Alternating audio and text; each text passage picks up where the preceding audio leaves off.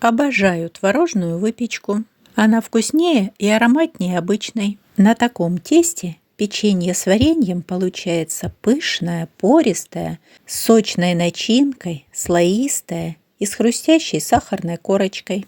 Попробуйте приготовить.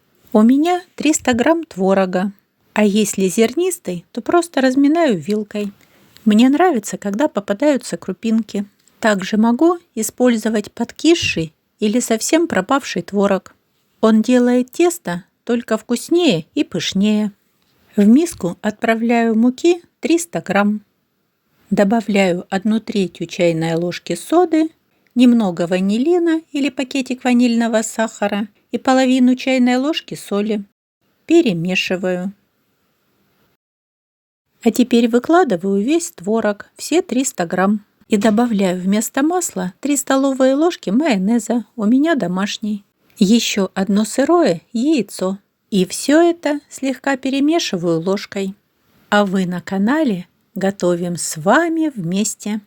А теперь 1/3 чайной ложки соды гашу 1 столовой ложкой 9% уксуса. Выливаю на тесто и все перемешиваю ложкой. А когда становится неудобно, начинаю собирать тесто в шар рукой. От краев в середину, от краев в середину. Все это делаю прямо в миске. Тесто очень быстро меняет свою структуру и легко собирается в шар. И перестает липнуть к рукам.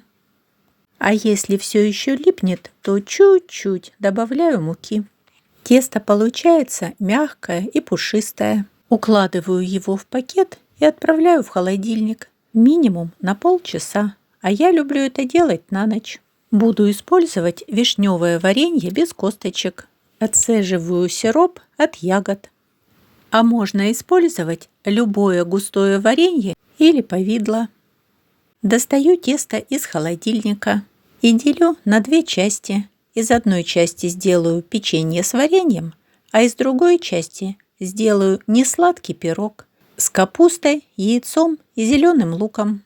Дополнительную муку не использую, чтобы не забить тесто мукой. А смазываю руки и стол небольшим количеством растительного масла. Из теста формирую круглую лепешку и растягиваю ее пальцами в тонкий круг. Так готовое тесто будет более слоистым. Хотя можно использовать и скалку. Теперь круг разрезаю на 8 равных частей, на 8 треугольных сегментов. Делаю это аккуратно, потому что тесто мягкое и может тянуться за ножом. А теперь на широкую часть сегмента выкладываю 3-4 ягоды вишни. По бокам защипываю, закручиваю тесто с ягодами. Получился карманчик и защипываю карманчик, чтобы не вытекало. Оставшийся конец сегмента присыпаю сахаром и дальше закатываю печенье в рулетик. Так получится слоистое тесто. Проверяю, чтобы тесто было везде целым, и если надо, защипываю. Еще раз на широкую часть сегмента варенье закручиваю, по бокам защипываю, чтобы не вытекало. Карманчик тоже защипываю. На оставшуюся часть сегмента насыпаю сахар и дальше закручиваю печенье в рулет. Проверяю, чтобы не вытекало. Если надо, защипываю.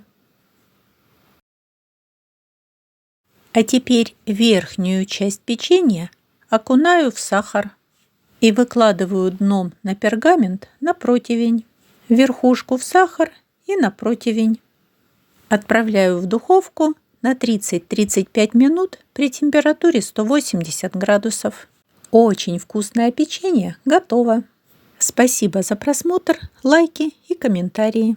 Приятного аппетита и готовьте с удовольствием.